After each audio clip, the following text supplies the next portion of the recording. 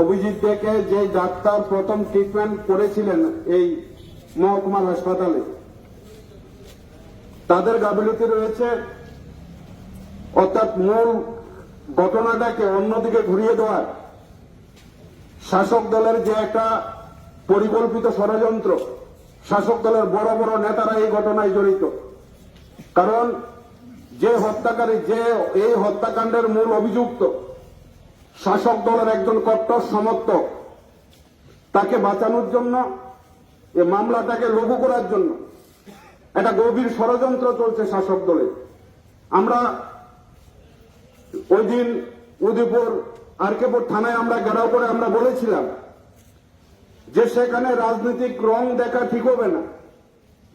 কারা কারা এই ঘটনায় জড়িত, দোষীদের যেমন চিহ্নিত করতে হবে, ঠিক সেইভাবে পুলিশ কার আঙ্গুলি হেলনে, মহিলা থানার পুলিশ, তার উপর এত মানসিক অত্যাচার করা হয়েছিল, এতটা শারীরিকভাবে দুর্বল হয়েছিলেন পুলিশ, ঠিক সময়ে ওই সেখানে শিক্ষক অভিজিৎ দেকে ঠিক সময়ে হাসপাতাল কেন নিয়ে যায়নি, কার কার পেশা ছিল ওনার উপরে, সে সমস্ত ঘটনা সেখানে তদন্ত ক্রমে বের করে আনতে হবে।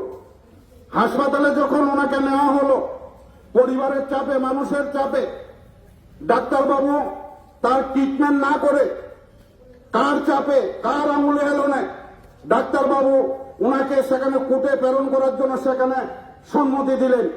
অসুস্থ যখন ছিলেন, ওনার শারীরিক অবস্থা যখন খারাপ ছিল, ওনার ডিউটি ছিল যে উন্নত চিকিৎসার জন্য তাকে রেফার করা, রেফার না করে কার আঙুলে এলো না সেই ডাক্তারবাবু ওনাকে সেখানে কোর্টে প্রেরণ করে সেখানে নির্দেশ দিলেন। আর সেই নির্দেশের কারণে বিনা চিকিৎসায় আমরা দেখলাম সেই কোর্টের মধ্যে সেখানে শিক্ষক অভিজিৎ দে সেখানে লুটিয়ে পড়লেন।